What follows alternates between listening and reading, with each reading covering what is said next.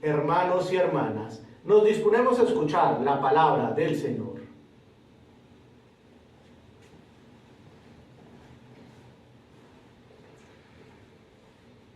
Primera lectura del libro de Isaías. El Señor nos invita a su festín y enjuga las lágrimas de todos los rostros. En aquel día preparará el Señor del universo para todos los pueblos en este monte un festín de manjares suculentos, un festín de vino solera, manjares exquisitos, vinos refinados, y arrancará en este monte el velo que cubre a todos los pueblos, el lienzo extendido sobre todas las naciones. Aniquilará la muerte para siempre. Dios, el Señor, enjugará las lágrimas de todos los rostros y alejará del país del oprobio de su pueblo. Lo ha dicho el Señor. Aquel día se dirá: aquí está nuestro Dios, esperábamos en Él y nos ha salvado. Este es el Señor en quien esperamos. Celebremos y gocemos con su salvación, porque reposará sobre este monte la mano del Señor. Palabra de Dios. Te alabamos, Señor. Habitaré en la casa del Señor por años sin término. Habitaré en la casa del Señor por años sin término, por años sin término. El Señor es mi pastor, nada me falta. En verdes praderas me hace recostar, me conduce hacia fuentes tranquilas y repara mis fuerzas. Habitaré en la casa del Señor por años sin términos, por años sin término.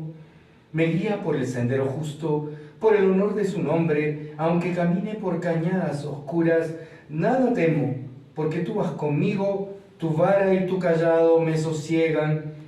Habitaré en la casa del Señor por años sin término, por años sin término. Preparas una mesa ante mí, enfrente de mis enemigos. Me unges la cabeza con perfume y mi copa rebosa. Habitaré en la casa del Señor por años sin término, por años sin término. Tu bondad y tu misericordia me acompañan todos los días de mi vida, y habitaré en la casa del Señor por años sin término. Habitaré en la casa del Señor por años sin término, por años sin término. Aleluya, aleluya, aleluya, aleluya, aleluya, aleluya. Miren que llega el Señor para salvar a su pueblo. Bienaventurados los que están preparados para salir a su encuentro. Aleluya, aleluya, aleluya, aleluya, aleluya, aleluya.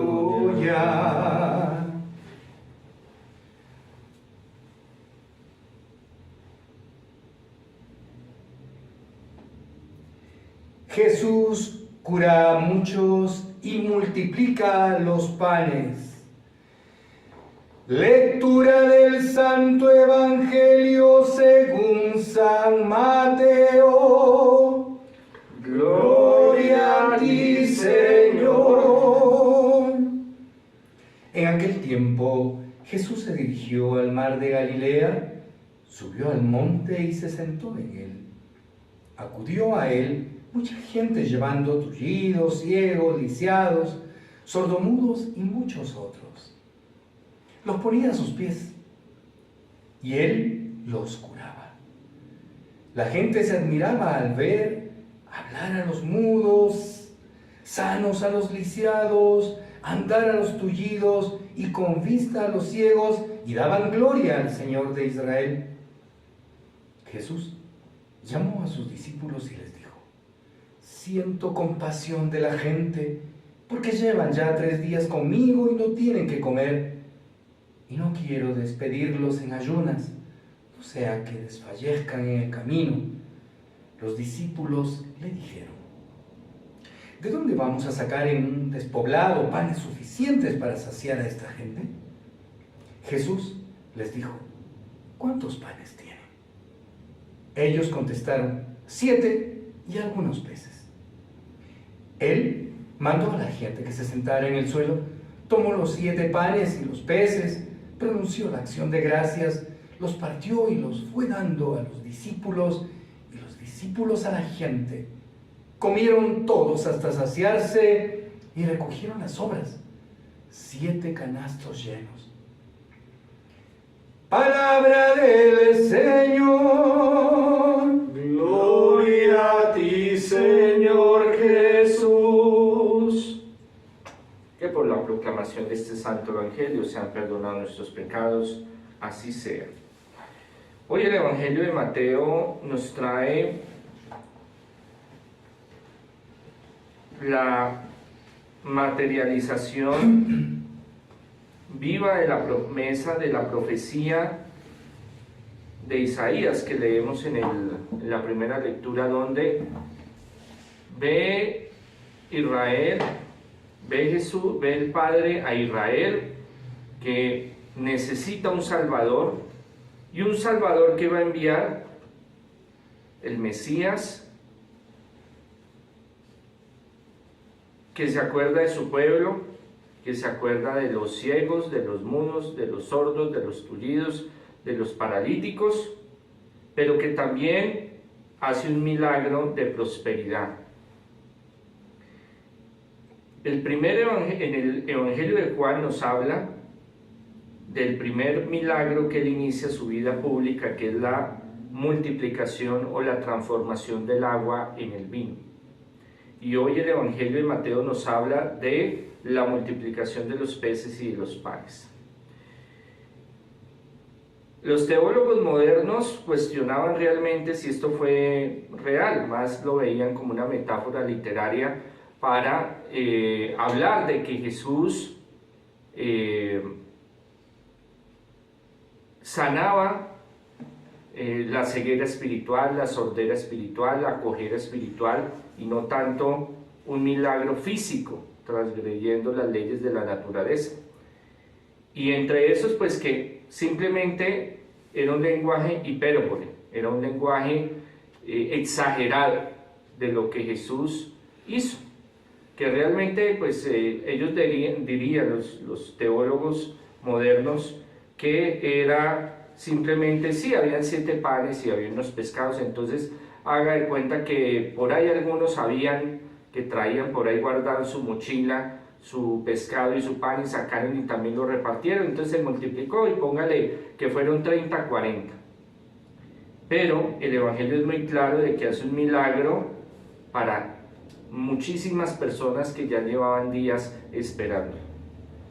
Y los teólogos creían que solo era una descripción del Evangelio para exaltar la bondad de Jesús, pero no creían que realmente hubiera sido real ese milagro, los milagros de sanación y los milagros de prosperidad, de la multiplicación de los peces y de los panes.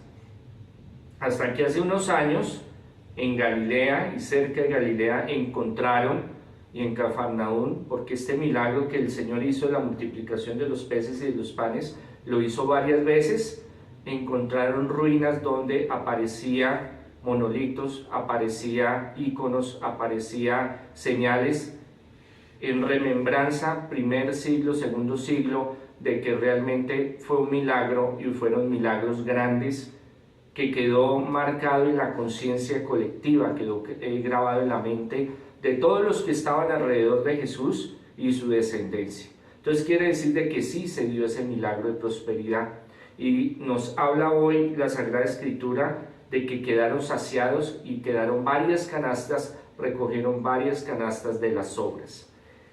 ¿A qué nos refiere eso el Señor? Primero, Él es el pan bajado del cielo. Él es la Eucaristía, que es lo que conmemoramos, lo que celebramos, lo que creemos de que Él se hace presente. Y que si tenemos a Dios, como dice Isaías en la primera lectura, y en ese salmo tan hermoso, tan conocido del Salmo 91, si estamos en la presencia del Señor, nada nos va a faltar.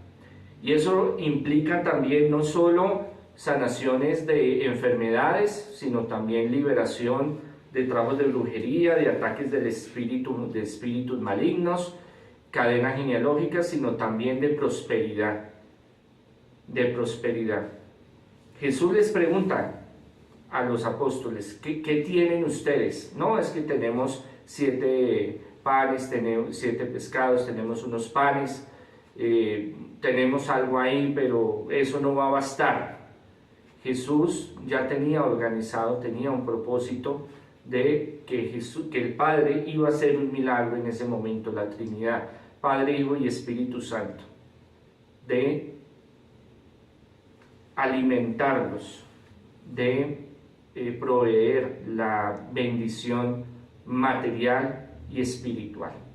Muchas veces nosotros, como no conocemos los proyectos de Dios, dudamos, vemos las circunstancias, vemos la política, vemos la economía, vemos nuestras finanzas y nosotros no vemos más allá de la situación y decimos, no, esto está terrible, esto está grave, no hay trabajo, no hay economía, todo está caro y desconfiamos del poder del Señor. En otro evangelio el Señor les dice, denles ustedes mismos de lo que tienen, pero Señor, si es que solo tenemos esto. Los propósitos de Dios son grandes y cuando Dios está con nosotros nos bendice. Nos bendice en liberación, nos bendice en sanación, nos bendice en prosperidad. Ese es uno de los milagros de prosperidad. Prosperidad financiera, prosperidad en alimentos, prosperidad sentimental. Pero tenemos que nosotros confiar que Él está con nosotros. Estas personas lo siguieron varios días porque tenían esa seguridad que Él les iba a proveer, que les iba a dar. Lo vemos muy materialista, pero ellos tenían esa fe y Él siente compasión. Dice el evangelio que se leyó hoy, sintió compasión, tristeza. Se preocupó de que ellos se fueran, ya llevaban varios días con Él, 3 días, pudo haber sido más, pudo haber sido menos, pero que en el camino fallecieran. Entonces, ¿qué quiere decir con eso? Que Dios tiene en todo un propósito y que no debemos de desconfiar que Dios está con nosotros. Sí, estamos pasando momentos difíciles, no tenemos para el arriendo, no tenemos para los servicios, no tenemos para el mercado, no tenemos trabajo o tenemos problemas económicos, pero no desconfiemos de que Dios nos va a dejar que muramos en el camino, que nos pase algo sin Él estar con nosotros. Y nos lo ha demostrado muchas veces, cuando hemos estado en momentos tan difíciles, que se dan milagros de prosperidad, aparece, envía a Dios un ángel, se da una oportunidad, algo sucede y uno termina sanando, pagando, liberando esa situación. Nos falta mucho creer en Dios, por eso también los milagros se pierden, esas bendiciones se pierden, porque a veces nos desesperamos. Y esta gente se hubiera desesperado y se hubiera ido en contra de Jesús a atacarlo porque no les daba lo que tenía que darle supuestamente. Pero Jesús tuvo compasión y los hizo ese milagro de prosperidad, esa multiplicación de los peces y los panes, y sobró. Entonces, cuando Dios envía bendiciones, son bendiciones grandes que permanecen, que quedamos saciados material y espiritualmente.